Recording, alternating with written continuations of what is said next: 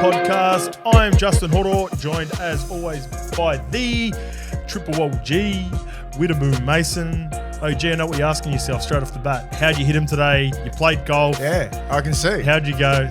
And what kit are you wearing? I don't mind it. Yeah, it's nice, isn't it? I know you're not a private school boy, but hey, you could pass. Well, this is the new age, new wave of sort of golf apparel, golf merch. Yeah, it's cool. The boys sent me some kit to wear for the show. We've got the third episode with the Cowboys boys dropping potentially next week. We're going to try and get it up right before Origin on Tuesday night. So that's to come. What is it? This is the Left of Field Golf Crew. You can find them on Instagram. Go follow them. Yeah, nice. Get on there and go get the merch. So it's Lockie Elias's cousin who runs the business. And the gang sent me some kits. So I rocked it today. I was wearing this different colour scheme. I don't hate it. You never see me in it, but I don't hate it. Okay. I can't pull that shit off. You know that. All right. Mace, let's get into the show. So this is round 19 preview. Damn. The season's quick, flowing, man. hey? It's done.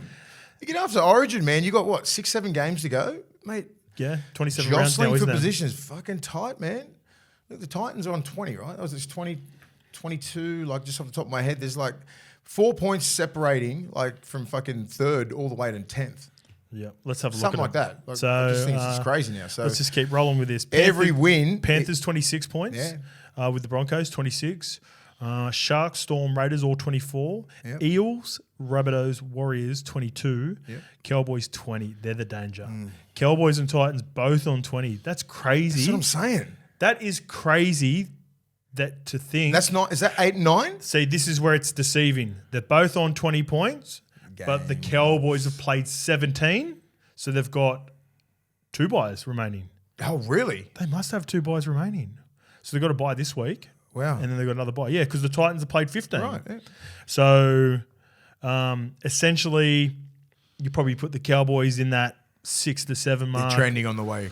They're But as I'm trending. saying, look, this is so important to win these games during Origin right now. You know, who have the Titans got this week? I think they've got a team that's pretty much nearly on the same points as them. They do. They've got. I think they might have the Dolphins. Yeah, Gold Coast. They do. The Dolphins and they're to pretty wrap much up. nearly on the same. They are, yeah. So, like, these are must-win games. Like, you know, no Tino, no Mo, no Fafita. You know, fucking Dolphins. No Brimo. No Brimo. Dolphins are going, fuck, we need this game. You know, so all these games, they count. You know what I mean? So, it's very important. I think that and it's hard to, like, this is where coaching comes in. This is where depth comes in. A lot of these teams, they don't really have the depth. You know, there's not many teams that can have about 23, 24 first graders, like proper NRL players. You usually have about 15. The 16, 17 guys are usually like, now, you know, 16, 17, 18, 19, 20, 21. They're all like pretty even players. There's no real standouts. I think maybe Penrith's the only one who can fucking go, I've got 17 100%. men. Yep. And because they also know that they fill in for 2 to 3 weeks in the season. So you can afford to have 7 players come in while 7 are playing Origin, knowing full well that those Origin players will be back next week. So just go fucking balls out, go as hard as you can, and you'll be sweet. So I also seen that Uncle Gus, he mentioned that the Bulldogs, I think you guys have got the biggest turnout of players and debutants this year. Yep. What do you think of his comments? I don't have it in here for our notes, but obviously a lot of support around Paraphrasing, I think he said that, you know, I do know for a fact that, you know, he told Ciro that, you know, don't come this year. We're still rebuilding. Yep. Not really going to. It's a big comment, isn't it? Yeah, not really going to make much of a difference to what we did last year. Come the year after when we're sort of built, we recruited more and all that. And you got to give respect to Ciro. He goes, no, fuck it. Yeah, I love that. Not saying that in those words, but, you know, no, I'm going to come now. I want to build. I want to establish a culture and build. And he's done that. And he is establishing a culture regardless of the wins and losses and how we're going right now. I know exactly what he's building, and he's the man for the job. And Gus, I love how Gus has come out and he's, you know, he's taken some hits for him. You know, like, and that's what Gus should. That's what Gus does. Like, he's a fucking godfather. You know what I mean? Like, he runs the game. There's only a couple of big dogs there. He's got him and Wayne. They sit at the top of the tree, the coaching tree.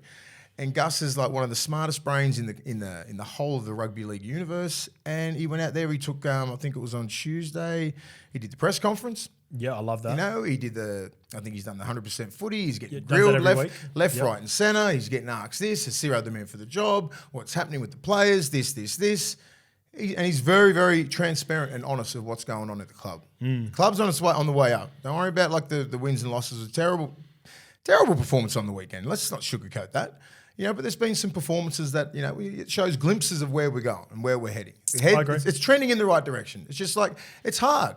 You got some players, like we needed everything to go right this year for us to make a big run. We didn't need Kikau out for 12 weeks, 13 weeks. Yep. You know what I mean? We didn't need Pangai out for the first 8 or 9 weeks. You know what I mean? A lot of young kids. We didn't want to debut Carl Oluwapu, in round 14, chuck an 18-year-old kid there. You want to sort of blood him in next year so he has a bit of help with him. Completely learn the system. Fullbacks, like Karaz getting injured. Fox, it's just been a horror year for injuries. Like just continuity. Luke Thompson being out. Do you know what I mean? Like Faitala Mariner being out. Like everybody being in and out. We needed everybody to be like playing their best football week in, week out, consistent. At least 90% of the season. Yeah. And if it didn't happen, like it's not happening this year, this was going to be the outcome.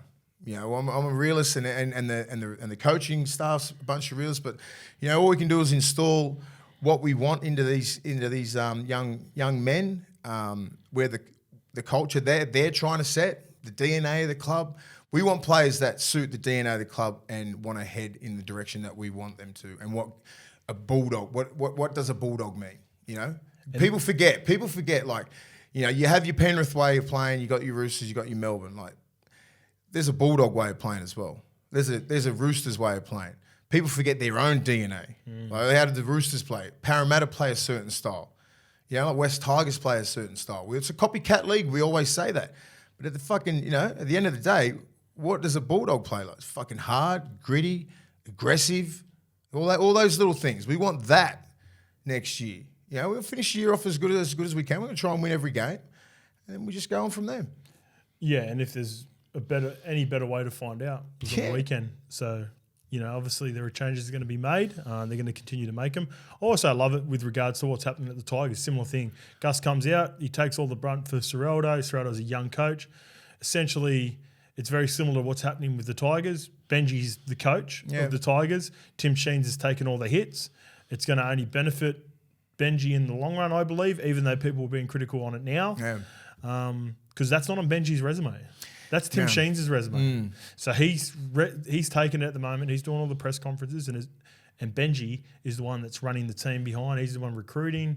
Robbie Farah's there, Scott Fulton's there. They've got to work that shit out. There's a lot of shit in behind. There's a lot that's going on there. I mean, I know with the Bulldogs, me being an ambassador for the club and everything like that, I know what's going on at the club, and it's heading in the right direction. We know who the coaches are. We know what players we're trying to recruit and hold on to and retain. And we just got to build from there. There's no coaches not getting along with each other. Every single coach is on the same page. The recruitment, all the way from pathways, all that kind of stuff. We're setting standards from 16s all the way to first grade. It does take about 2 or 3 years to set. Like something you got to build. You got to start somewhere. Starting now. Yep. All right, and we are about to start the show. You ready to get in on, Mace? All right. Always. So on this show, we are going to be addressing the NRL players' media boycott. That broke a couple of hours ago. I've got some details in and around that from not only some articles that I've read, reached out to a few players. You know how I roll. I've got our boy Alex McKinnon's at it again. Yeah. He's got a left of field comment. Not comment. Take. Solution. Yeah, take. Right, man. Be smart, man. For the Origin coach. I think there's a part of me that thinks you're not going to hate it.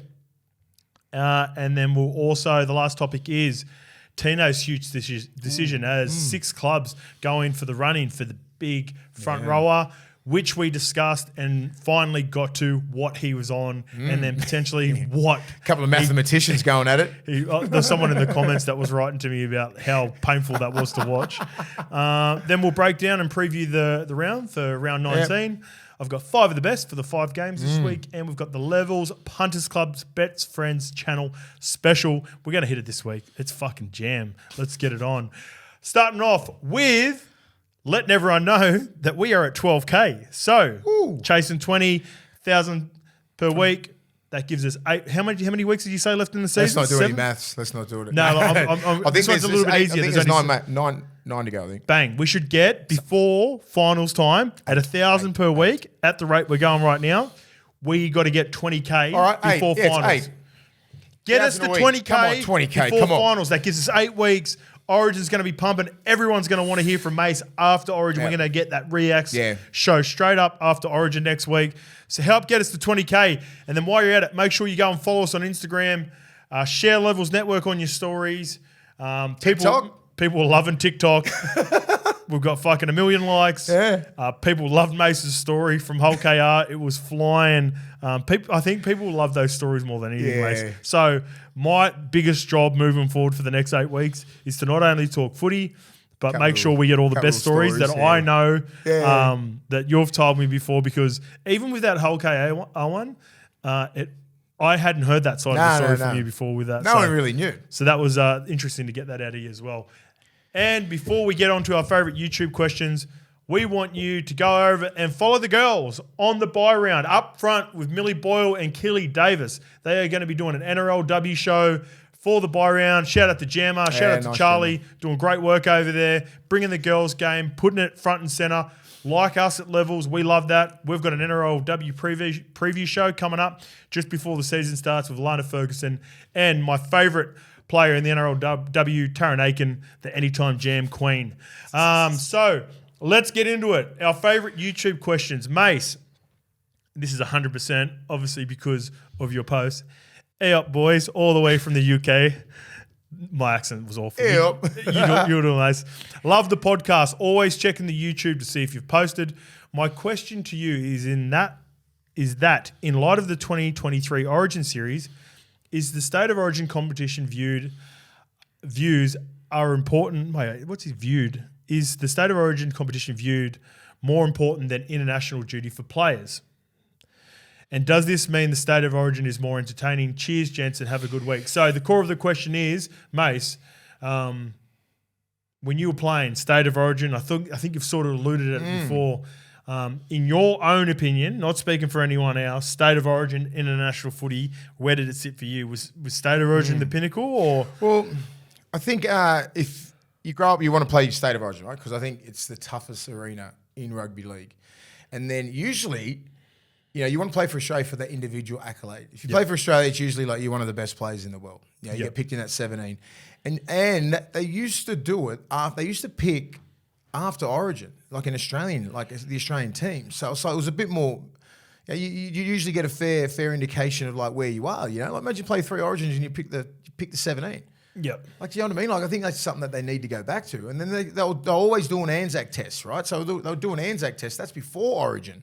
Yeah. So when I first started, we were playing Origin and then getting picked in a test, like a one-off test against like the Palms or something. Yeah. And then it just sort of went like the Anzac test? You'd play an Anzac test, right? And then you'd play into Origin. So it was really weird, but it was always great to get picked in that Australian side. When you get picked in the 17, if you're starting back row, you're starting front row, if you're off the bench or whatever, you know that you're one of the best players in the world because you've got about 10 games to do it. Nothing's like there's no, you got your incumbents and everything like that, but like if you're getting picked year after year, you know that you're one of the best players. Yeah. Origin, and obviously back then we used to win a fair bit of tests. Like it was hard. You'd have to be fucking decent to get us off our game. Origin was just on another level. The physicality of it was just brutal. It was, and obviously back then it was more evenly split back in your day too, right? It was just proper split, and it was been down the line. You just didn't know what was going to happen. 9-8 split, 10-7 split for the Origin teams into Australia. Yeah, it was very split. Yeah. So it was, it was just. Individually, you go, I want to play for Australia because it's the pinnacle. Queenslanders think different, right? Queenslanders, they just want to play for Queensland, they give a fuck about Australia. And they get bored up, they want to play for Broncos and Queensland. If they get to Queensland, they're happy. We're different. We want to play for Australia and New South Wales. Yeah. Australia's always a pinnacle, so it's a different mindset. So that's why Queenslanders have put so much onus on Queensland. Yeah. That's their highlight. Some of the guys that have never played for Australia, their highlight is Queensland. You know what I mean? So State of Origin special, and the way that we've put it on the pedestal right now, it's our jewel, isn't it? It's our jewel. It's more unique than any other code in Australia, AFL Rugby Union in the world.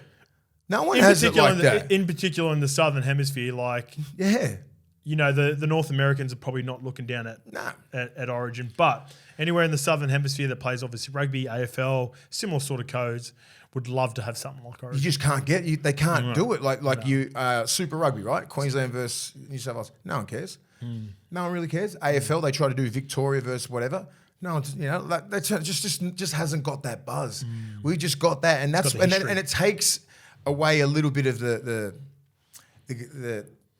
special how special it is to play for Australia. Yeah. You know what I mean? Like, it just takes it off. And Just a little bit of gloss. Yeah. Takes a little bit of gloss off it. You know, where Australia should be like, fuck, you're playing for Australia. You know, that's the best. That's the best 17 in the world. You know what I mean? Like, you'd probably grab a couple of Englishmen and maybe, you know, a couple of Kiwis at the time. You know, you'd probably get Sam Burgess maybe. We wouldn't pick many pommies in the Australian team back in the 2000s. You know, like, there was a couple of good players. What do you mean by that? Well, just like, say when I said that wouldn't have made it. Yeah, from like that just period. you'd probably okay. you know, Ruben Wiki, I reckon, would play for Australia. Roy Asatasi, Sonny Bill. Yeah. Those forwards. As in, not play for Australia, but were part of the best 17 that were available in the game at the time. I reckon, yeah. Okay. So I reckon they could have played Origin as well. Yeah. And I reckon Sam Burgess is the best Englishman. And Adrian Morley. When did Sonny come over? Morley. Sonny came over 2002, but he hit What centre age? 17. Okay, so he played New South Wales 19. Yep, I remember. So they were trying to get him, but like, you know, he's a Kiwi, you know, through and through, you know. But yeah, I think those guys there, when I was coming through the grades, I'm like, yeah, there's only a few people that would. Adrian Morley would have fucking murdered Origin. Yeah, I reckon, because that was that 2000 years, and then the next Pommy, I reckon that would have killed it. I'm not, because you can't really dictate like, oh, he was killing it over in England. It's just a different level. You know what I mean? Moz come over here, he was bashing the fuck out of everyone. Sam Burge come over here, he did his thing. He was perfect Origin player. Maybe a James Graham. Maybe Gemma. Gemma. I think Gemma's your sort of Matt Scott sort of. Yeah, he would have just been fucking tough, and he just, you know, he had a really high skill set. Yeah, Webke, yeah. And there's, I'm not sure about backs. I'm not sure about halves or outside backs. You know, like maybe like even for New Zealand. I reckon Fozzie would have been suited to Origin. Foz, you know, what else? Like Sean Johnson, maybe not. I'm not sure. Shawnee would have been probably selected. Maybe like a Manu Vatavai. Yeah. Manu and his day. Who else? Oh, Roy Asatasi. Yeah, man, he would have been built for Origin. Did Raz grow up over here? Was he? No. We recruited him when he was 17 in 99. Yep. 99 he come over. South Auckland boy? Yeah. Auckland boy, Raz? So, yeah, there was always... That's Roy Asatasi too. We used too many nicknames. Sorry about all the nicknames. Roy Asatasi, yeah. Like, he was one of the best forwards in that generation there, so... Gemma was James Graham. Who else did you say? Sam Burgess. Yeah. Moz is Adrian Morley. Yeah, that's about it, I reckon. In my eyes, just because Origin's a different level. SBW is Sonny Bill Williams, if you didn't know. Like, Sonny would have fucking killed, yeah. And always asking, you know who they would all play for? Yeah. Queensland. Even Sonny? Fucking Sonny wanted to play for Queensland. Oh, wow. Why that? I don't know, man. It's just, I don't know. Yeah. I don't know. You ask Roy, fucking same. Yeah, they're all Queensland. All of them. You ask all the brothers, man. They all want to play for Queensland. What about Mills Muliano when we met him in the Queensland jersey? Mills, yeah, Queensland jersey. Yeah. All the Kiwi boys all go for Queensland, man. Yeah. So back to the question. Mate. Origins is the pinnacle because we put it on such a fucking high fucking thing. But I still think that Australian jersey is number one.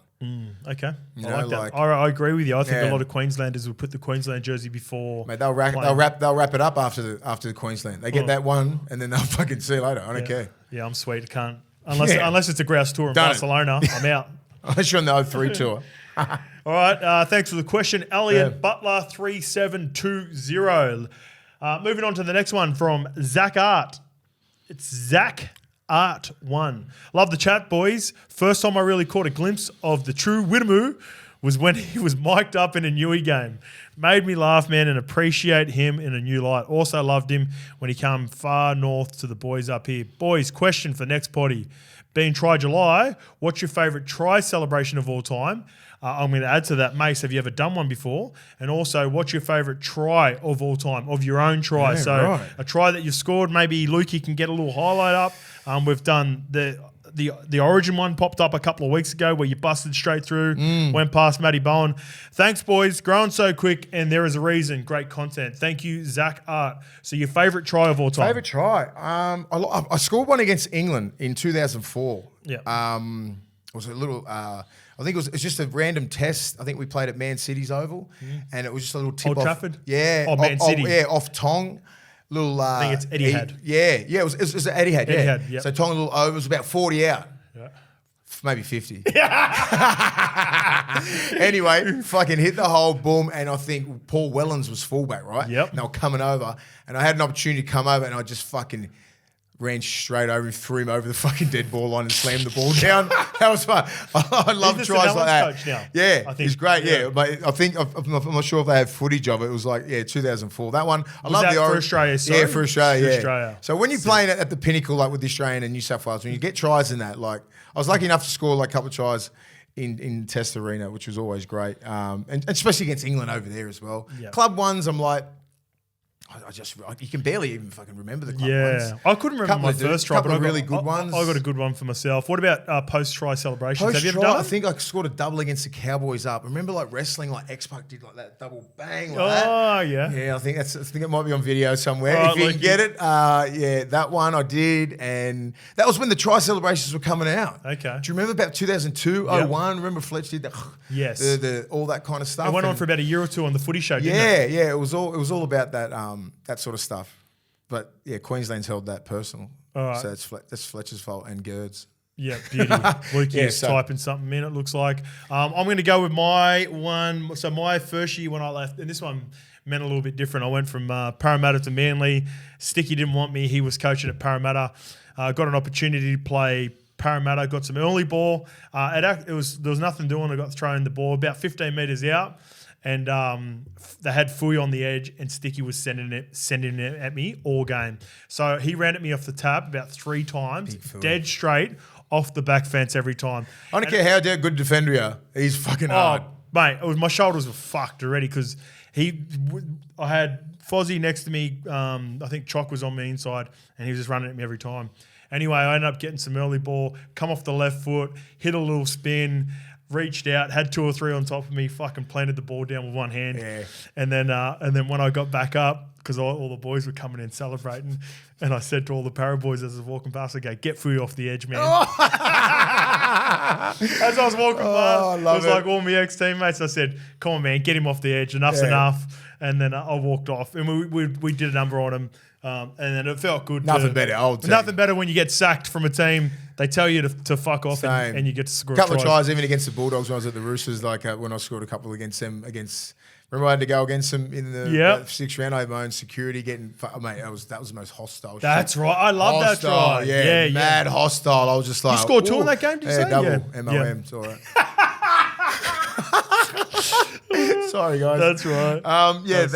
But it was like that was so hostile. I had my own like personal security. Like I didn't. That's first time I didn't really want to come off. I was like, fucking leave me on because it was crazy. Here we go. Here's another one. This is from Ross 4891. I like this as well. Tino, if available, this is more of like a statement. Tino, if available to leave, should join the Cowboys. With Jordan McLean ending his contract, which is worth. Whoever this Ross 4891 reckons McLean's on 800,000. I don't. Surely not. No, also, Jermaine Tanoa-Brown is he up there? Because Far out. Just say, remember 2017, he just won the comp with Melbourne, and he played for a show. Yep, but they had down years at the Cowboys, right? Or has he been signed all the way from that point? He's been good on him. Jermaine Tanoa-Brown off contract, and James Tamo again, who's up there. He'd be on a veterans discount. He just wants to be up there. Who could bump Tino's price up to join the Cowboys? Queensland Boys connection also. Possibly Samoan international switch as well when you think about Tino, Nanai, Taulangi, Luciano Leilua, and what's his name? Fine Fuiaki. He's just put Cooley, but it's Fine Fuiaki. Could be interesting. 12 off-contract players for Cowboys 2023. Shit.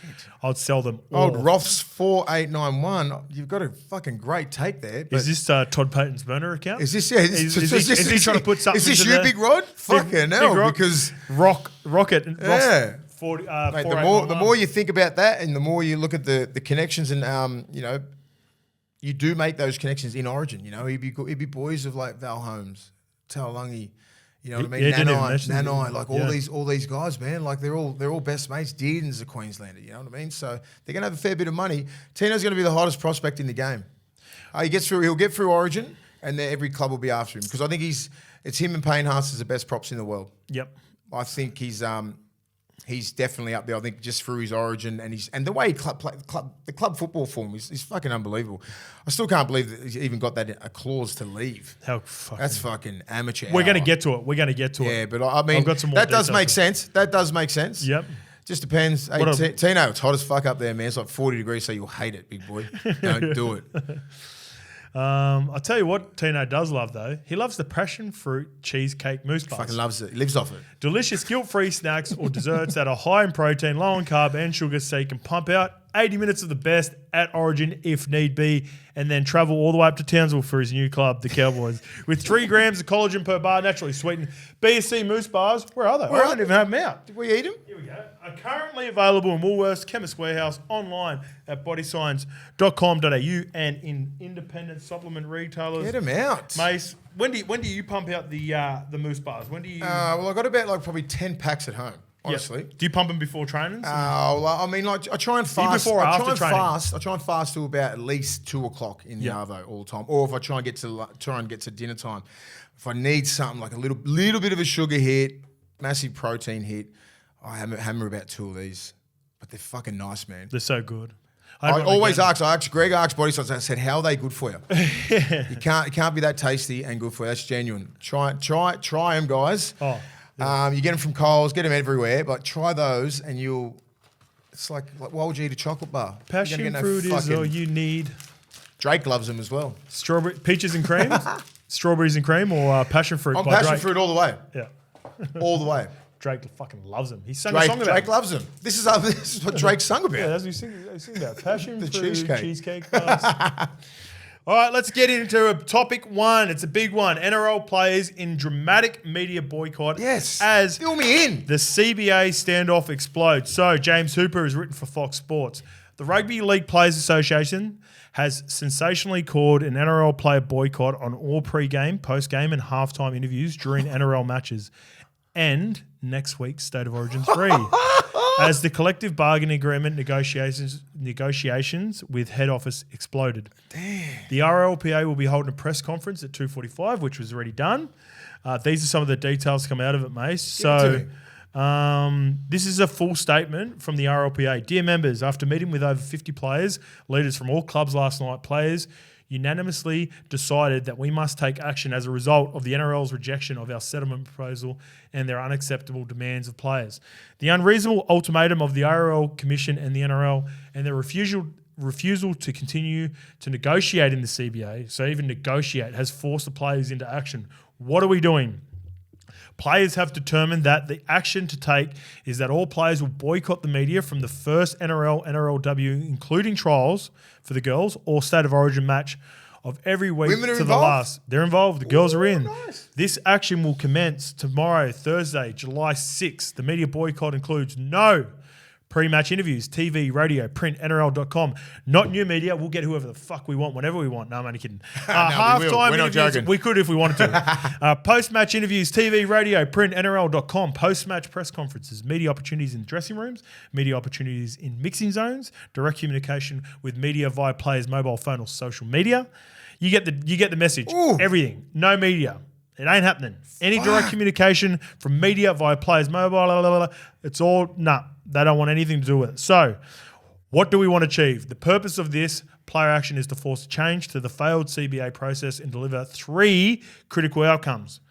A complete draft collective bargaining agreement with terms covering all NRL and NRLW players ready for ratification by NRL and NRLW players. And in the interim, the NRL and RLPA must commence meetings with an industrial relations mediator to work. So they want someone in the middle to get this done. Between both documents, the RLPA's settlement proposal and the NRL's response, and mediate an outcome on all issues. All NRL players' benefit and support payments must return to pre-COVID levels agreed upon under the original CBA 2018-22. We will be raising a formal dispute to challenge the NRL's decision. This player action is supported by the RLPA board. Wow. Pretty heavy. That's heavy, man. So I've reached out to a couple of players that I'm really close with as well. We've got some information around a couple of other things that sort of matter with it. Can I just say, before that, just fans, I know you'd be disappointed, everybody, you know, but like us as former players, like this needs to happen. 100%. They need to really like draw a line in the sand because they've been walked over for fucking years. So what I love to see is a united playing group, and hopefully this makes this they hold a stance and they stay strong. I know the fans hate it and they think everyone's greedy and all this sort of shit, but all they want is a fair CBA. That's it. That's all they want, fans. Nothing more, nothing less. They want something that's fair and equal. And here's a big one, mate. I've got a big one from a player that I'm really close with. Yep. Agreement has already been made over the pot of money that will go to players over the 5-year agreement. So it's not about money. Yes, exactly. But NRL wants to control where all that money goes, and into which benefits. Players and the board should be a part of the decision to control their own money, not the NRL. Yep, I agree. So they want to make sure wherever this money's going, it's not like you're dictating there, it's not going there. They want some control over that. What does the NRL want? And this is another big one. Why? This is another big one. This is without. So the NRL also wants the ability to add multiple matches on top of what we've already got to the schedule without the agreement of the players. No, that can't happen. That's bullshit. That's big. They'll try and go to 30 games. 100% Something like that, man. Well, they're already talking about adding teams, right? So that's however you view that. For me, I'm looking at the results on the weekend, your game, the Tigers game, and Dolphins, and not the Dolphins, the Dragons. We're not in a position to expand. Yeah, it's been a great story of the Dolphins, but it hasn't made the Bulldogs, Dragons, or Tigers any much stronger. No. The Dolphins are doing well. And then off the back of that, when you bring in new teams, money, TV, games, more footy, there needs to be less footy. Yeah. And if they do propose it, then the players need to have some sort of say. I just love how they are together on this. Well, they are. Here's another big point, right? They need to be, man, because as I said, the NRL is strong, and they'll just keep coming and try and get what they want. Fucking players united. I love it. All 17 NRL clubs were visited. 10 NRLW clubs. Players are all fed up. They're all together. More than 50 leading players from all NRL and NRL clubs, plus both Origin camps, met last night. That's fucking crazy, man. It's heavy, bro. But the thing is, too, no games. Games are still going ahead. We're all good. They're still playing games. You just can't chat to them. So it's going to be crazy. How funny is the build-up to Origin? Okay, well, what's the fucking next step, bud? Strike. Yeah, it is. We don't want that to happen. None of us. But if it has to happen, I think they're ready. These young players are ready. All right. So now you know all that information. The players are ready. We've said it before. V'landys a dog. Yeah. He's gonna come. He's gonna come back. I What's want to know his rebuttal, mate. Yeah. What's his I response? think he just needs to play the game and like just go. Oh, we need to meet in the middle because the next step is because I'm pretty sure Clint Newton's doing a great job for the RLPA and he's leading the way. And he'd be like, we've got all these guys on board and they will strike. Do you want that? And then they got to go from there. Just give us what we want. In your heart of hearts. Oh, fuck, mate. V'landys is a dog. He'd be like, fuck yes. He could. What are you going to do? What happens if, what happens if V'landys goes, no? Cool. He's going to call. This has to be the last step before something gets done, right? Well, that's what I'm saying. So V'landys goes, no. I don't agree. This is what happened. This is what we agree to. This is your CBA. This is your health insurance. This is this. This is what we're going to do. Take it or leave it. Strike. Call a fucking bluff. Like, you know what I mean? He's going to call you bluff. What if he does that? This is the shit that you got to, this is very interesting. He's going to go in there. Obviously, this has been going on for fucking ages. Ages. I thought they had settled this shit ages ago. They just settled on the salary cap. That's about it. Not the CBA. Yes. So the CBA is the main thing that they're worried about and what they want to close is because these are all the little intricacies that all the fans don't know. Yes. But this is all the health and this is all the insurance and this is all the other things that fucking we'd have to get Clint Newton on to try and get how the money spread around. Yeah. Also, I reckon that one's massive, mate. The one about the play. Yeah. If we don't have a CBA in place and they go, you're playing 30 games next year, boys. You already signed off on it. Yeah. No way. You know what I mean? Like, you can't do that. You can't do it. So they need to really dig in. I'm so happy that they're all united, but I'm so scared that the V'landys is a dog. And he might just go, no. Yeah. Yeah. what are you going to do? Like, what are you going to strike? At the end of the day, that's a fucking big deal. Can the game afford to strike? You know what I mean? Like, and just say Clint Newton and RLPA and everybody goes, yeah, we're going to strike. What happens then? Like this is what happens to us? So this is the next step. What happens to us? We just keep talking shit. We're just going to keep telling our war stories and you're fucking Hulk up. Do you know what I mean? But it's just like that's what's come to. That's what's come to. Like, and hopefully, I don't think the CBA and what they're asking for is just way out of control, is it? No. I think the big one is a bit of control around decisions making, and where they just want to be able to rule with an iron fist and go, this is happening, this is the games, this is the club, and they just want to be like, fuck, wait on, man. Like, hold on. Can't do that. We got lies as well. We've already extended now to 27 games, which is massive. The game one is massive for me. Yeah. Making sure that they've got someone in that room when they decide, all right, we're going to go to 28, 29, 30. What does that look like? We're going to go to 18 clubs. What does that look like? So we're filming Wednesday night at 6 p.m.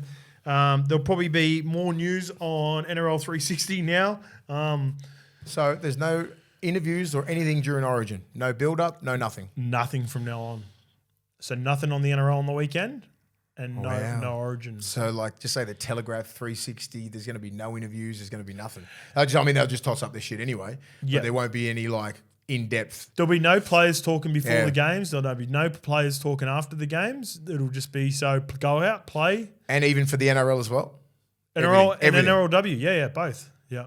And NRLW, that's, you know what, who's in the toughest position? NRLW start in... So you know the halftime... Sorry, the halftime interviews when Jack Duke is coming off asking the maddest questions. Done. Fuck off. Done.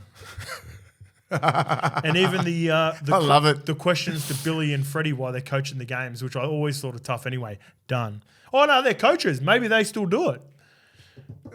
That's fucking awkward, isn't it? Yeah, it's gonna be fun to watch. Good. I'm intrigued. Players United, I love it. That's why that's huge. It doesn't pay to be old media and new media, because realistically, we could get Newton if we wanted. We could get Tommy Simons. We could get. I saw Reedy on the weekend. I saw Reedy on the weekend. Oh, did you? I saw going to Bedsy and Oga. Who's that? So me, Bedsy. Reedy? Who's Reedy? The guy off 360. Oh, Brent Reed. Yeah. I said 360 sucks, mate. And what'd he say? Get that old bastard off. Fucking buzz. What'd he say? He's just laughing. Yeah. I've known him for ages. Right? I just take the piss out of him. Did we have something with him last year? Was that Reed? Yeah, what was that about again? Something about Mason's comments on something. Can you fight back at Mason? Yeah, he does. Yeah, because I always have a crack at him. It's hilarious. Yeah, but it's all love. It's all love. He's all right. I don't mind him. He's a good bloke. Yeah, that's sweet. I just said you suck on 360, and I laughed. I love you, Reedy. Yeah. You know that. Love you, Braith. Braith's the only one. Him and Gordy. Gordy's the one's only holding that fucking thing together. Gordy's killing it, man. He's buzzing. Fuck. What Buzz was talking about today. God. Me and Mace were watching. If you haven't watched it, go and watch. There's a clip on YouTube on NRL 360 where Buzz is trying to defend the CEO. He must be tight with Pasco. I think his boys are Pasco. And the chairman. He's always got an agenda. Yeah, there's always agendas, right? And then Braith proper calls him out. It's Braith hammers him, mate. Yeah. I swear, like, what do you even talk, mate? Why does he just... How does he get a gig? Yeah. It's all wheeling and dealing. Fucking... Man, he puts we publish you the right way. Proper sleep. If I hear him, I love Buzz. So if you put me to sleep, mate, it's better than a Valium. Yeah. Don't take any Valium, guys. Just listen to fucking Buzz Rothfield. Fuck. All right, here we go. I set you up for it. Alex McKinnon wrote an article. I love his articles. He gets into a few different... It's his opinion. Yeah, it's good. All right, here we go. What do they say about the definition of insanity? Trying the same thing over and over again and expecting a different result. Well, that's where the Blues find themselves. Queensland have won a staggering 14 of the past 18 series. What? 14. Oh, wow. I didn't. No, when you put it like that, holy shit. It's time for a change. The New South Wales coach has only ever been a former player who represented the state or had aspirations to, and it's time to think outside the box. You mentioned it before. It looks like Brad Fittler's tenure is coming to an end, and I want to put forward a candidate to replace him. slamming Sam Burgess.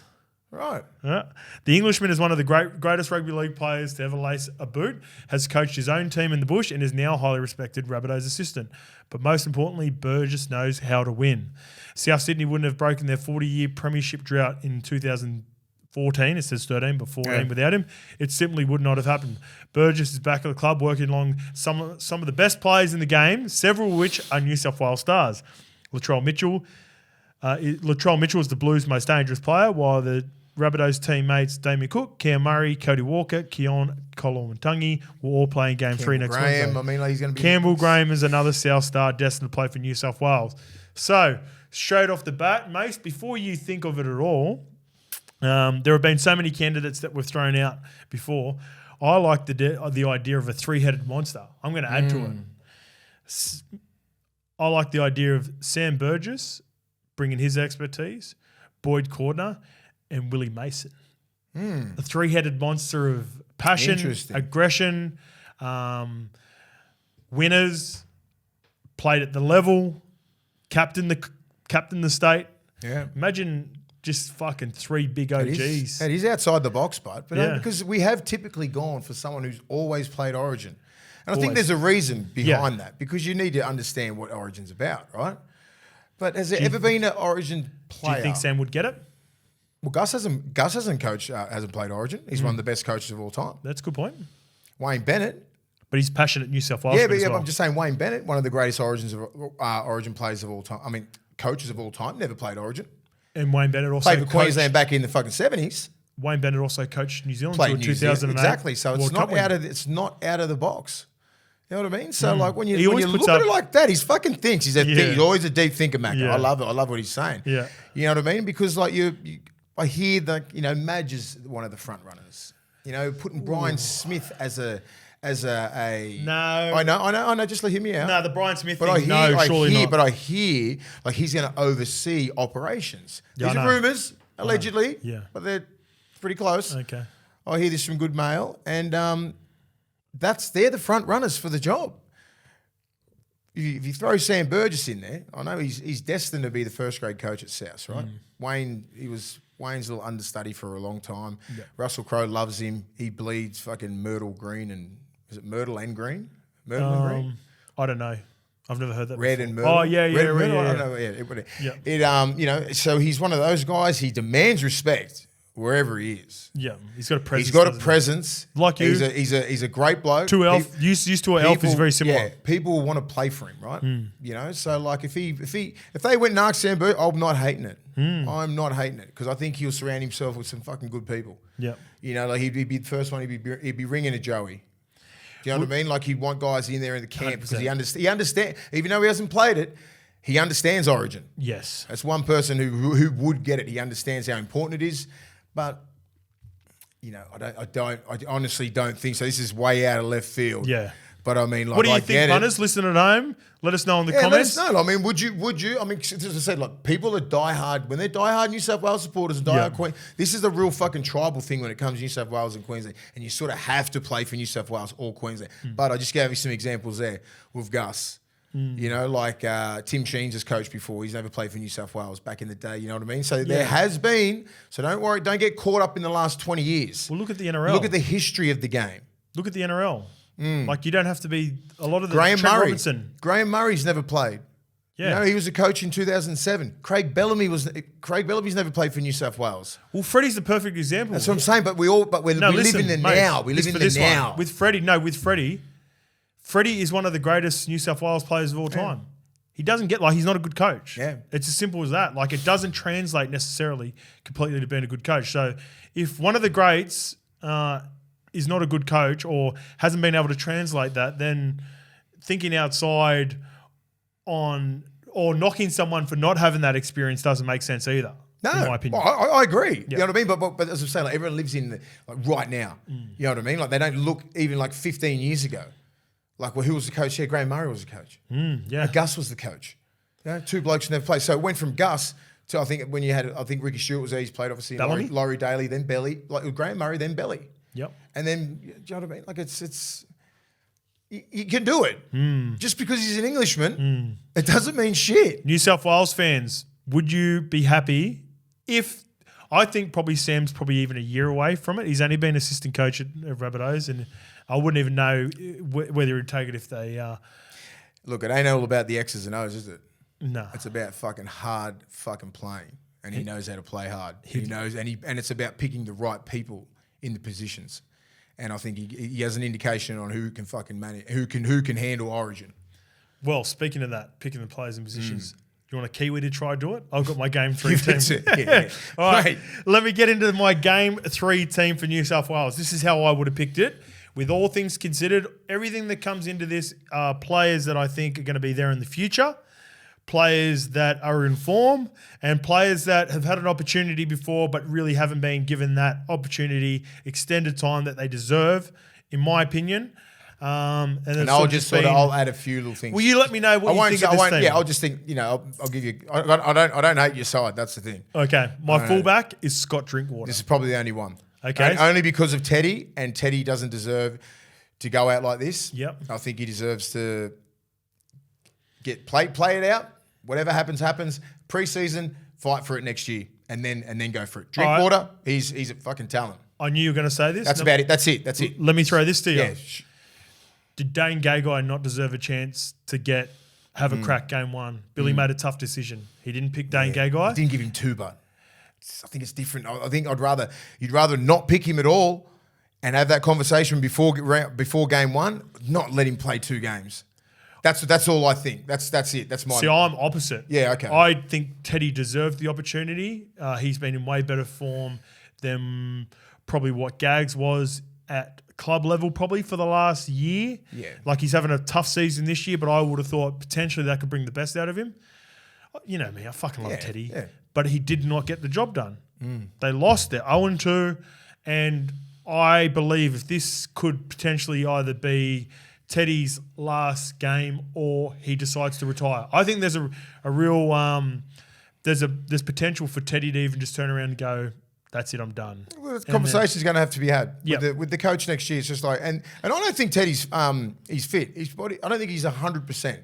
I think he's had a few niggling injuries, and this is what happens when you've been at the game, at top of the game for 6 or 7 years. 17, 18, 19, 20, 21, 22, 23, been playing Origin ever since, every single year, been in Australian side, deep runs into the semi-finals, grand finals.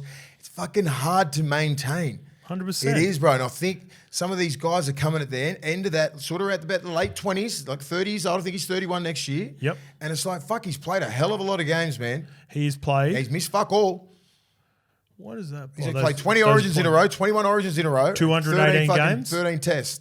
218 games, 2 for City, 6 for Italy, 22 for New South Wales. He's been a great servant. This is no disrespect to James Tedesco, but you got to make tough decisions when you coach, and I'm not that. And so I just think I can just say this should shit. be next year. Yeah. I just reckon make the tough decision next year. But in saying that, as I said, I think there's a little bit of an injury cloud around him, and he's not really going balls out. It could serve He's him not better. red line, and I'm just saying if he can just say little things like not playing for Australia maybe for 1 year, not making a deep run into the semi-finals, having a full pre-season, can fucking do wonders, mate. Can I throw another name at you? Of course you can. Jack Whiten. Yeah. How good has Jack Whiten been over the last 4 or 5 weeks? This is How was he going into Origin 1? flat. He was flat. He was playing awful. It's like a big fucking weight is lifted off his shoulder. The amount I'm of looking pressure on after these Teddy. guys. I'm with after you, mate. Teddy. But I just think a guy like that, a captain, a proud man, a guy who's so successful, he's going to be a Hall of Fame player, deserves to go out on his own merits. Okay. That's it. What if they get pumped in this game? And Fuck how it. does he feel about that? Yeah, Still awful. all right? Sweet? Yeah, awful. It feels That's awful. your decision. Yeah. Me, I think we'll win. I want Drinky in there. I think he's the future. I think he's the best candidate to take over for Okay, Teddy. another question. Yep. Drinky, just say next year Teddy decides to go, all right, I'm done with Origin after this year. I'm finished. Yep. Retire from rep football, whatever the fuck it is. And they're going into Origin next year. Who's the front runner? Turbo's sort of not. I don't think Turbo's going to play fullback, and I don't think Latrell. It's too hard to put anything on Okay, Turbo so these who days you anymore. got? You got 2 guys, Dylan Edwards, and you got Drinky. So I'm thinking Drinky. You thinking Drinky? Well, Drinky's Easy? mine. I think I'd probably be in the minority. I think a lot of people would go Dylan Edwards 60-40. I think a little bit people are blinded by the Penrith. success that he's had and what he does there. Yeah. It's not the skill set. Drinkwater's skill set's higher. I think he's a lesser version of what Teddy Teddy's peak was. Yeah, I'm just saying, like drink Do you agree with that? Yeah, 100%. Do you think it's just another version of Teddy? Drinkwater's like a little Teddy, sort of Billy Slater sort of set. That's what he is. Like, I rate that. I He's reckon got Drink Teddy. is more He's got comparable to Teddy, Walshy. and you know what I mean? But he's got massive, like his IQ, and he's like 3-on-2s down short sides. The way he gets around the back, squares up, looks short, plays long, he can play short, look long, play short, does all those things. Always game. makes the right decision, kicks good energy. And I'm like, you put him in Penrith. You got to understand, systematic players. You put Dylan Edwards in the Tigers. Right? Put him in the Tigers right now. See what happens. Drinky's been in a shit system up there for the last couple of years. Yes, yep. Do you know what I mean? Like when he was in Melbourne still, like he's come through a good system in Melbourne, got shuffled, and like he's always been the best player, one of the top 3 players in all these teams. I don't hate Dylan Edwards. I just think he's like a Luke Patton. I think he's like general. Like he's played in a great system. It fucking runs. He's fitter than everybody. Yep. He fucking doesn't miss anything. Everybody loves playing with him. He'd be in the leadership group. He'd do everything right. You can't fault his game. But this is that little bit of class that Drinky has. Yes. That's all it is. There's no hate towards fucking Dylan Edwards at all. Skill set, talent. Skill set, is that exactly? Does he go around the back much? Who's he playing with?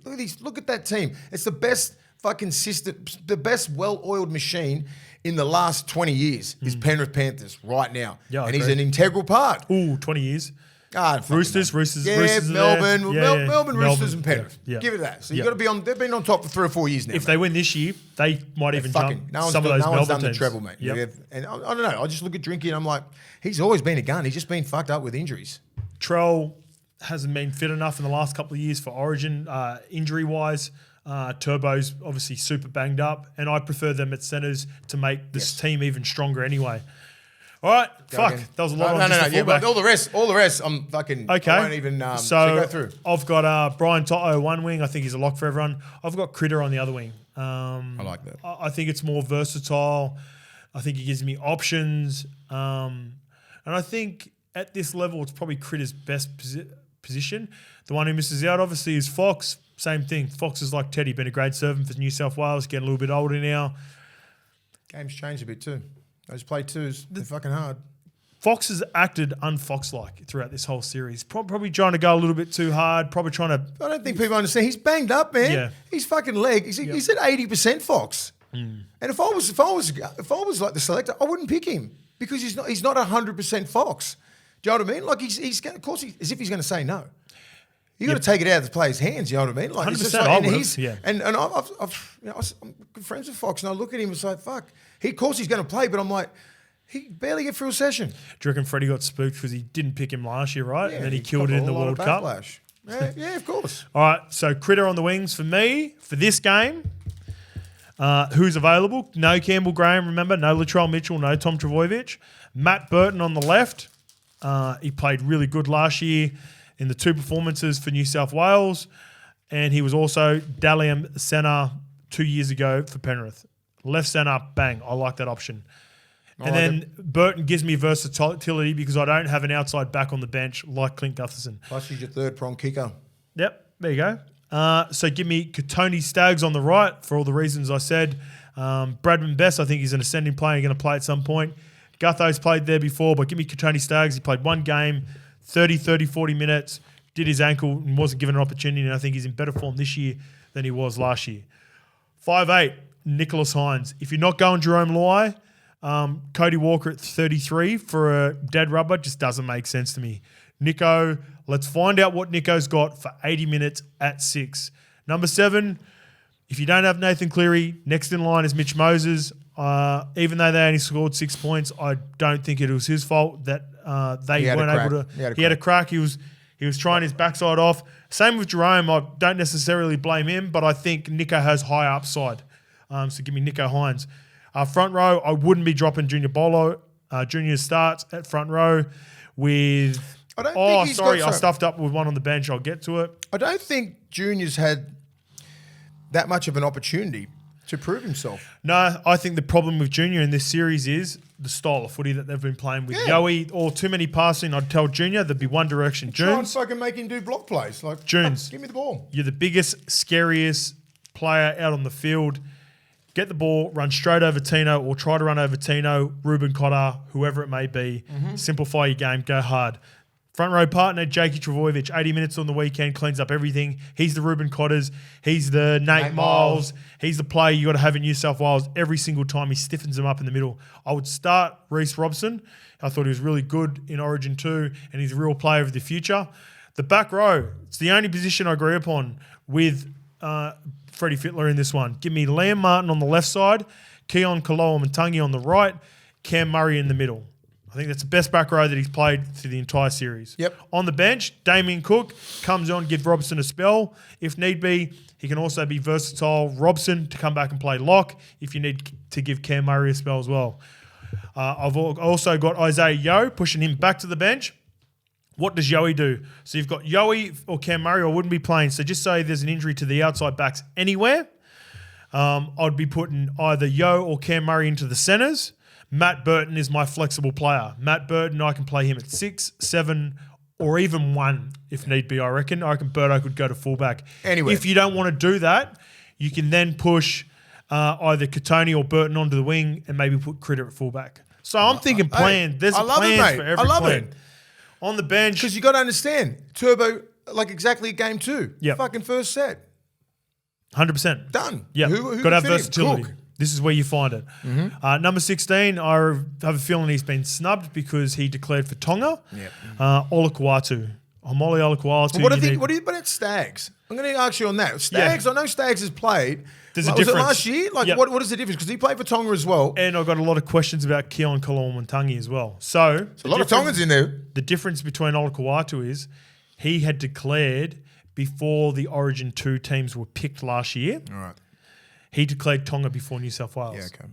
So he picked Tonga. The other two, Katoni Staggs was made available for New South Wales, and so was Koloa-Matangi. I believe. Could you find out I'm 99% sure. if Olakuatu had played for Tonga before he declared? Could you find that out, Lukey? Because that's a big deal. Because if he had played... I'll find out straight Yeah, away. I just think if he hasn't played for Tonga and he wanted to play for Tonga before New South Wales...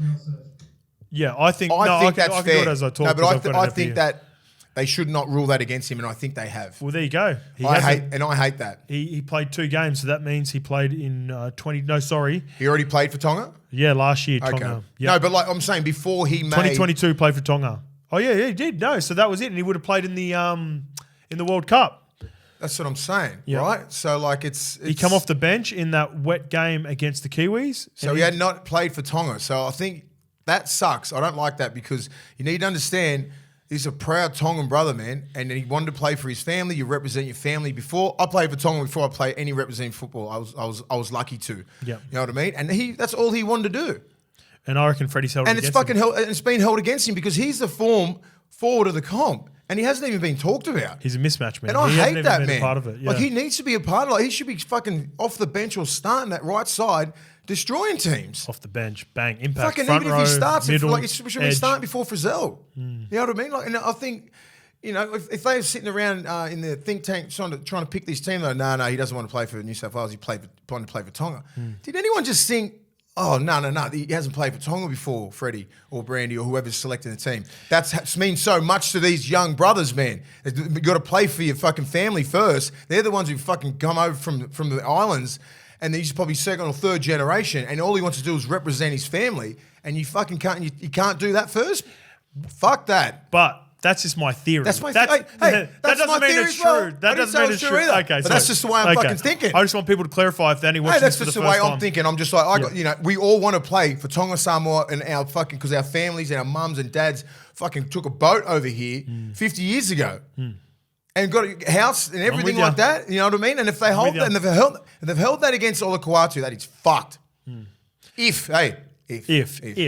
We're loving New South Wales. If our conspiracy theory is correct. I think I'm fucking Last right. one, he's back from injury. He's starting in this game. I'd bring Regan Campbell-Gillard off the bench. Yeah. There's Stefano. There's Spencer. Oh, you like Spencer Linu, don't you? Yeah. I think he's just been a machine. An absolute machine. But that's my team. Quicker, let's be. Punters, that's the team. Scotty Drinkwater, Brian Toto, Stephen Crichton's on the wing, Matty Burton, Tony Staggs in the centres, Nico Hines at 6, Moses at 7, Junior Barlow and Jake Travojevic in the front row, Reece Robson at hooker, Liam Martin and Keon Kolomantangi in the back row, Cam Murray starting in the middle, Damien Cook, Isaiah Yeo, Olakwatu and Regan Campbell-Gillard. So I get on Campbell-Gillard. That's a way better team than Freddie. It's a fucking good team. Campbell-Gillard and our boy Spencer. Spencer's leg speed and his aggression and his passion is fucking made for Origin, mate.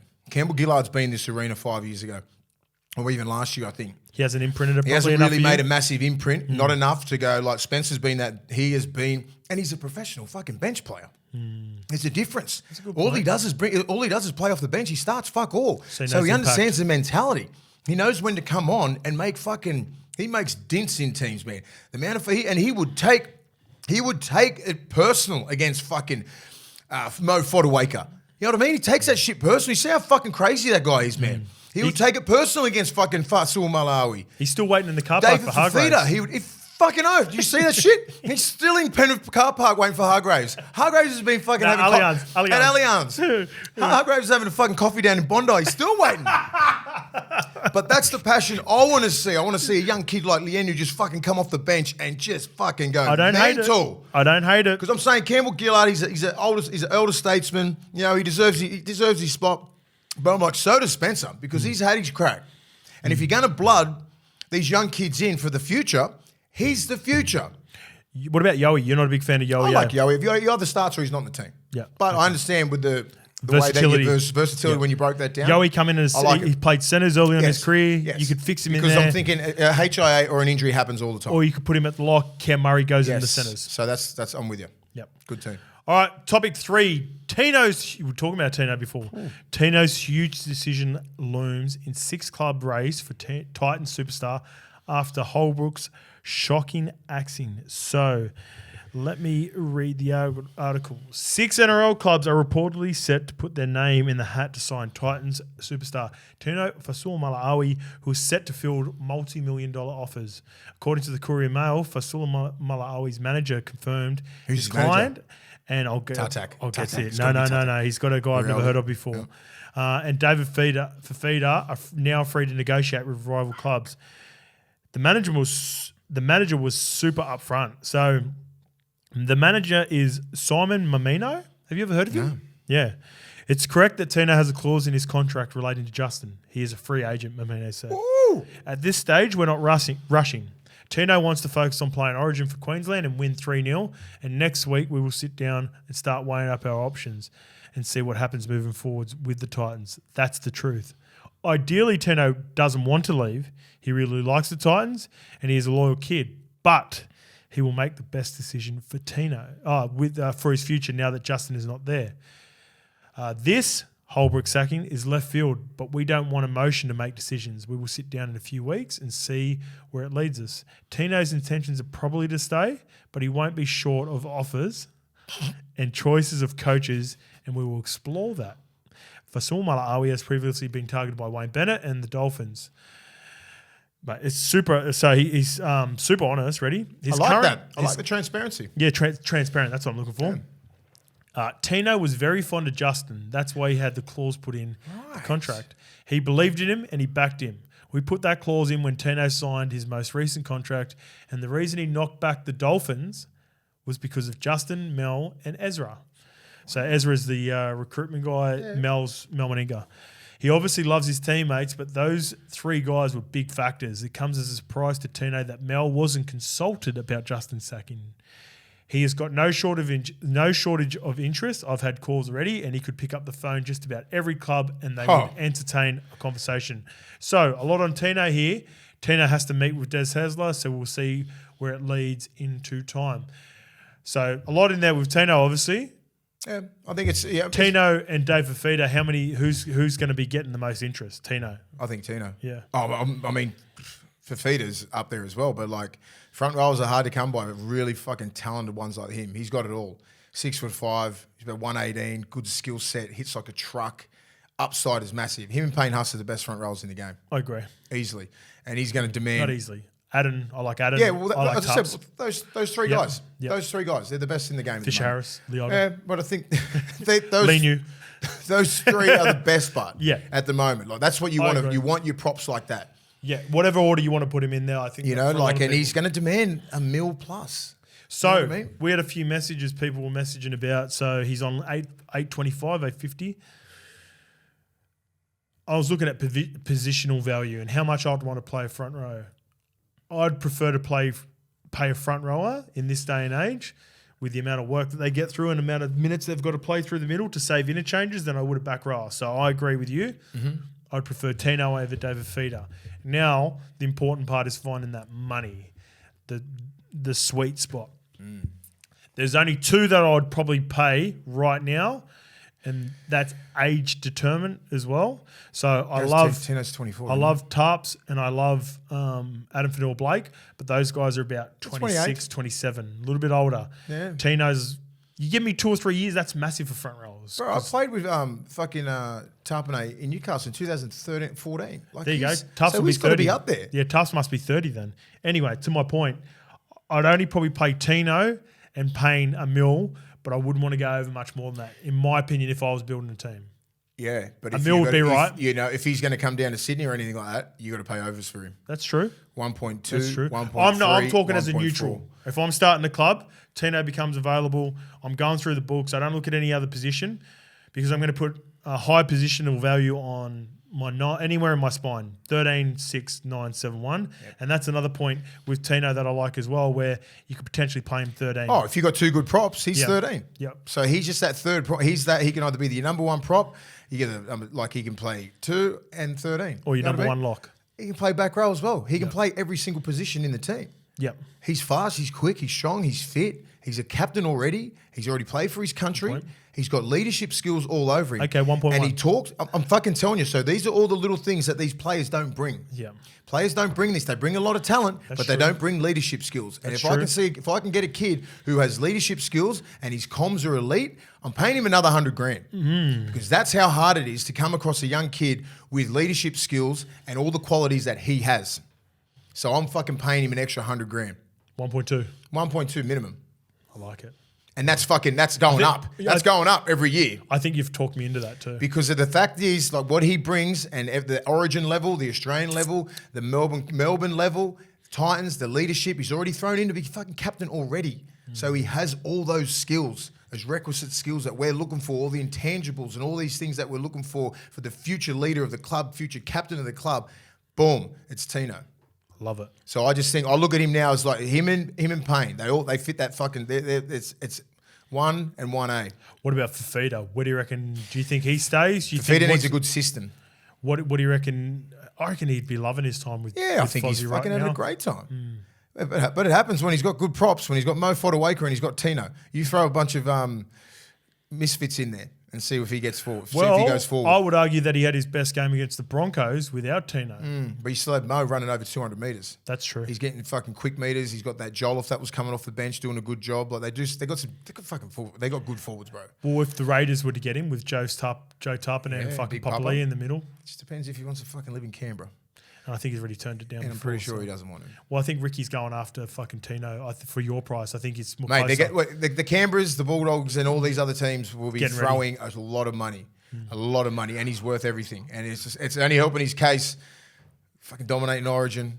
I think his floor will be his floor. This is his floor. $4 million for 4 years. Yeah, It could be that'll like be floor. 4.3. That'll be Something floor. like that. It could be Yeah. 4.4, 4.5. I wouldn't even be surprised if it's $5 million over Yeah, 4. So 1.25. Not even, yeah. So maybe 1.2, 1.3. Yeah, so 1, 2. I'm not going to do maths again. Yeah, I'm saying, but like the first year could be 1.2, then 1.3, 1.4, Yep. 1.5. Yep. It'd be something like that. Yep. And I don't know, work it out. But he's And that the cap's dude. gonna He's go that up. dude. He is that dude. Yep. And he's proved himself. Like everyone thought, you don't leave when you leave Melbourne, you're not going to be that good. Fuck, he got better. Yep. And Fafita, even better. Fafita needs to stay in a good system. He's fucking proven he's a good 5'8". So I think he's in the right system for him. Okay. And hey, does Satino like the way that Des coaches? Is he into all the analytics? Well, that's gonna be- so that fucking meeting. might blow his head off. It's going to be important, isn't it? You know, these are all the little things that he needs to go. Oh, this is the way I play, and then fucking Des could have a whole different book for him. Why don't you get Tino and Fafita? So then you have Tino, Kickout, and Fafita. I'd love it. I would love it. How fucking... I would love that. Imagine that forward back. Fucking hell. Do it. All right, let's get into NRL round 19 preview. Righto. These odds are accurate as of the 5th of July at 6 p.m.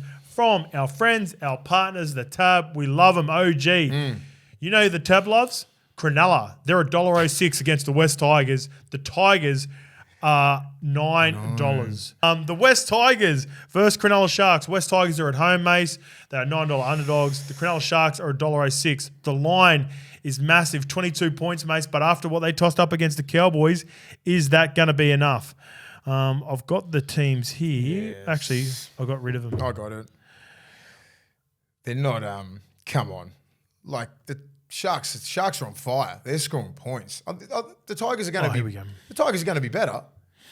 Yeah, the Tigers will be better. but like, Here's the news. I got the late mail, Mace. Ready? All right. West Tigers, the prop, Alex Twelve's banned for dangerous contact offence, brings Itasi James onto the bench with injuries in the back line. Young gun Josh Folletti has been called into the extended squad. Apologies if I got his name wrong for all you Tigers fans. First time I've ever heard of him.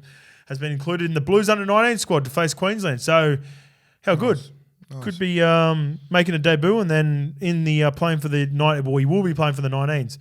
Sharks. Toby Rudolph returned from a foot injury Dolph's back in New South Wales Cup for Newtown. Good on the Dolph, and it's good to go for NRL this week. He is replacing Braden Hamlin-Weller, who I told you, Mace.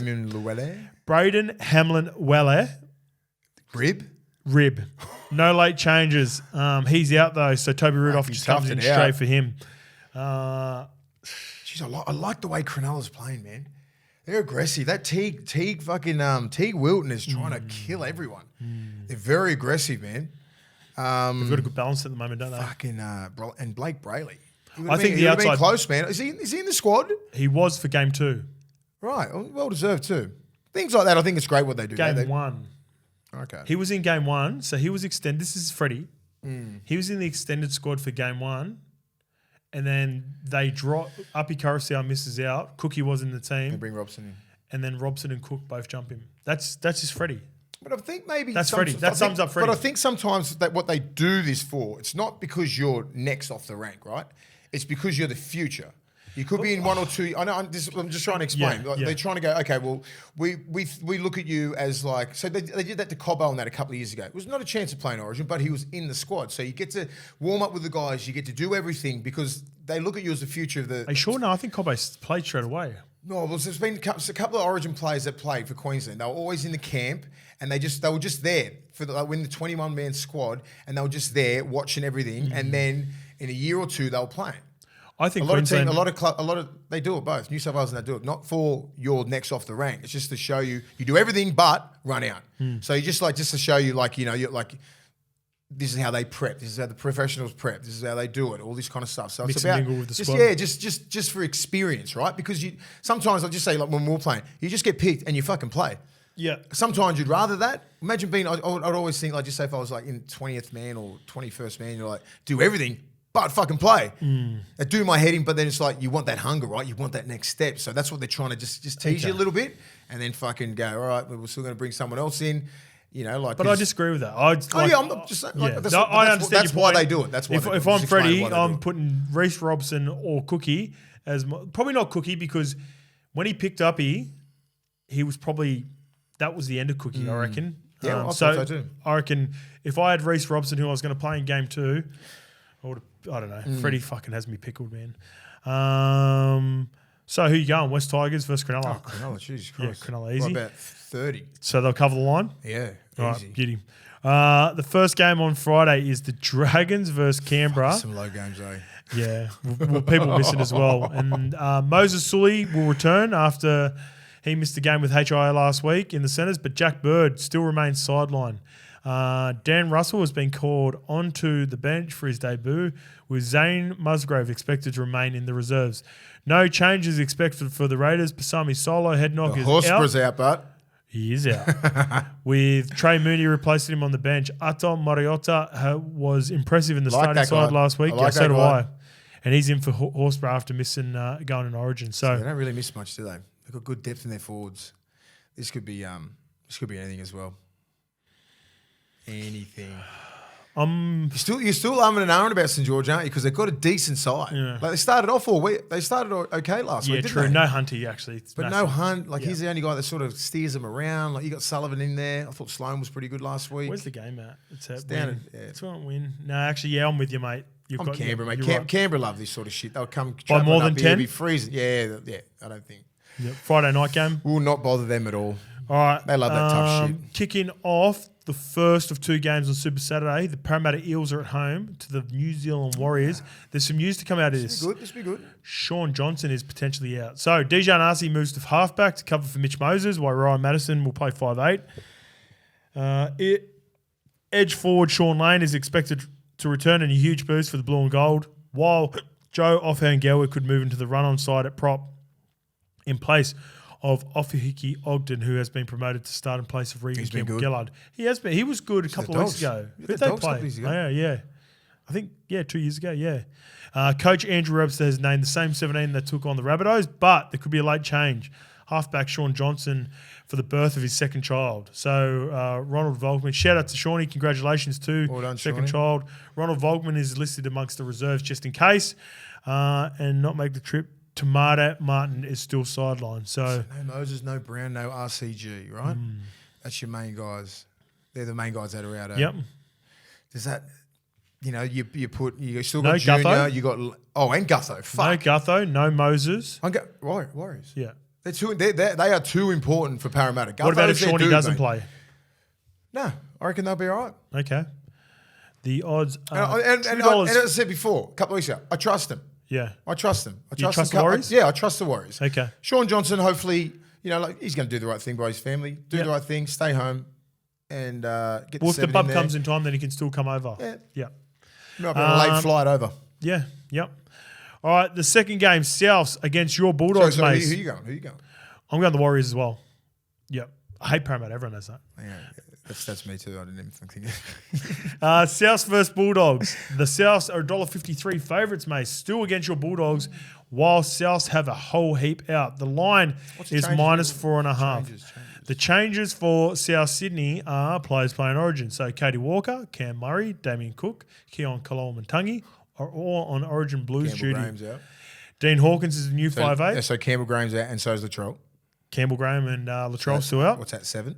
7 starters? 7 starters. Saliva Havili starts at hooker, and Ben, you love it, and Shakai Mitchell come into the back row. Liam Knight has been named amongst the reserves and could be a late inclusion. For the Bulldogs, Toby Sexton's come straight into halfback, having joined the club from the Titans on Tuesday. With Hayes Perham not named, Jake Everillo goes to fullback. Finally, Ciraldo must have listened to the last couple of weeks' potty where I was just calling for Av to go to the fullback. Jackson Tapine and Braden Burns are the new centre pairing. Carl Alawapu has been named amongst the reserves after battling injury in the past few weeks. Mace, massive game. Have to win this one. Heaps of outs for South. Surely. You'd like to think so, wouldn't you? Sure. It's been negative start to the week, obviously. It sucks getting beat by that much. But, apparently the boys trained good the other day and everything was, Ciro's great at that kind of stuff. Shielding the players. Gus is great at shielding the players. And it's just that next game mentality. There's going to be some changes. Of course, you can't fucking dish that shit up. I like your price, 250. You can't dish that shit up and expect to be playing. You know what I mean? I thought, the guys, there's been some changes in the starting side. Sexton's interesting. Yep. Interesting. He's trained at the starting side. Yep. But, mate, I think if being on the end of any sort of loss like that, you just can't wait to get back fucking playing again. 100%. Just to prove to everybody and the club. And, it's a fucking storied club. People don't understand that shit. You know what I mean? Don't worry about the last fucking 5 years. It's been around since 1935. There's a lot of history in this club. There's a lot of winning that goes involved in this club. And we're expected to win, obviously, on the weekend. Terrible performance. And everyone's going to be watching how we bounce back. It's going to be a good one. It's not good. Hey, I actually like your price, 250. I might even have a piece of that. Have a crack on it. Responsibly. Just for always. Put $2 each way. You'll be right. Yeah, and I'm going to chuck a little Jake Averillo anytime try scorer, which I'll get to in a bit. South's missing too many. I've got a few questions in the YouTube questions about Jarrell Skelton too. Tell me about him. Big I like guy. Skelton. He's ex Sevens player, isn't he? Yep. Sevens. Like his brother. Mad skills. It's just going to take him a little bit to learn Yep. the systems, the defensive system. The defensive systems that we have is fucking hard. If you don't want to work hard, you get found out. Yep. And a couple of us got found out on the weekend. Well, you know? I thought, yeah. You know what I mean? So it's like, if everybody works well, it's a fucking great system. Yep. But he has all the fucking tools, right? Boy, he's big, running he's over people. strong, he's fast, he's got tackle tech. When we do all this kind of stuff, he pops everybody. But it's just the defensive system, you know, and learning. He's constantly learning all the time, right? Yep. And we just got to keep putting work in. He's doing a lot of extras. He's doing all the right things.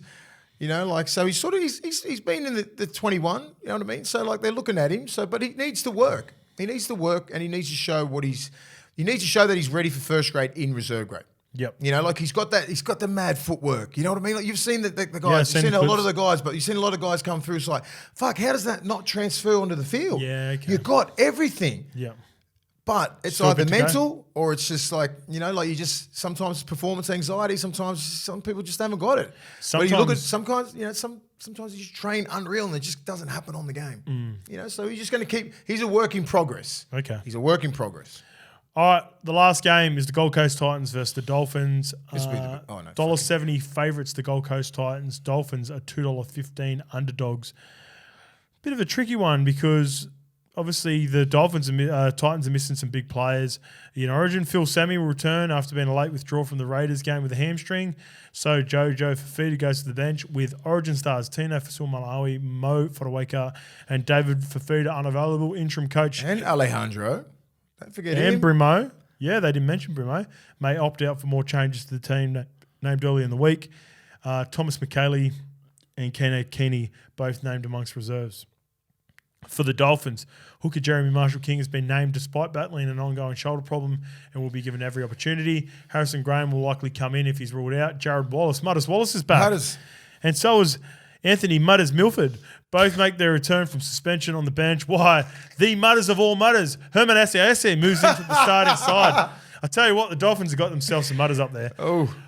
Where do you see this game going, Mace? Do you think? I was impressed with the Dolphins last week. Yeah, same. I'm going to go Dolphins. Same. I'm with the Finns as well. I'm going a couple of underdogs to finish off the round. This is all. They're all nearly 50-50 games, aren't they? Yep. Apart from the Canberra and St George, I reckon. And Cronulla. But everything else is pretty even. Yeah, Gold Coast. They don't have the depth. Got to hit. Yeah, They got so many. They got Fotuaika, Fa'asuamaleaui, fucking Fafita. That's 3 year starters. Brimson. Come on. And Alejandro. He's He's the guy. But you got Graham, young Campbell in the back. He'll do a job there. Jaden Campbell fullback. But yeah, Dolphins. Give me that energy. Give me the Green Goblin. Oh yeah, the Green Goblins here. 5 of the best. 5 games on. So my try scorers for this week are, speaking of Mudders, Sifa Talakai against the West Tigers. $2.50 is overs for Talakai, thinking he can not only score once, but he can score a double minimum.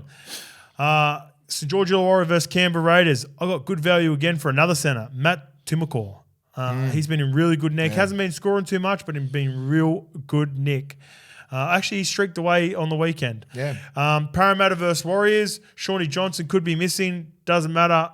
I like Luke Metcalf at $3.10. I think he's got X factor. He's a good player, man. And he could be. He's a ex-Cronulla kid. He is. He's got a touch I like him, background. yeah. I think maybe a sevens background as well. Mace, this is the biggest overs. This is my favourite price of the entire Grateful Five. Not Grateful Five. 5 of the best. South Sydney versus the Bulldogs. Statement game. Matty Burton. He hasn't even been talked about. No halves. No centres. No interchange. He was 18th man 2 times in a row. Yeah. Typical Freddie shit. That's what I'm talking about, Mace. I get it, mate. Matt Burton, $4.50 anytime. I think Birdo has a statement game after a disappointing game on the weekend. And MOM. And to finish off, Gold Coast Titans versus Dolphins. You know we're on the Dolphins, right? We talked about some Mudders before. We're going the OG Mudders. No. Valence to Mudders. Valence to Fudder, taking it to the house, $2.30 to wrap it all up, which brings me to our Levels Punters Club Bets Friends channel special. I'm going Waz, Warriors -4.5, and I'm going Tomatoes, Valence to Whare to score in the first 60 minutes with the odds of $6 from our traders with a max bet of $25. If anyone's going to get me this Levels Punters Bets Friends channel special, it's going to be Valence Tomatoes taking it to the Whare. Let's fucking go, baby. All right. As always, we want everyone to be playing safe during this footy season, so please keep front of mind. What are you really gambling with? And if you need free and confidential support, call 1-800-858-858 or visit gamblinghelponline.org.au. You can find all current LPC bets under the Bets Friends banner on the TAB app. And I post every night on the channel, so go and have a look. I've been hitting a couple ones, even though the LPC hasn't hit in a while. I've been hitting a couple little juicy ones. Nico Hines, 13 plus. Yeah. Nico Hines to score any time into Cronulla, 13 plus last week, $4. That got You got that? kicked off. That kicked off the weekend, and then we got Val Holmes, Drinky on Saturday, tick. That just got done. So you just put that on your IG, what you're gonna punt? No, I chuck it in the What's Levels it, Punters. LPC? It's on the app. It's on the Bets Friends channel sick. app. So if you go on, you got a tab account, go on there, have a If look. you didn't know, guys, I don't punt. You can just get a little I'm $10, hopeless. Yeah. chuck it in, $40, bang. That gives you 4 free bets for the rest. But that's if you're gambling responsibly. Gamblinghelponline.org.au. OG, good luck over the weekend. Thank Go the you. Dogs. All right, Woo. man.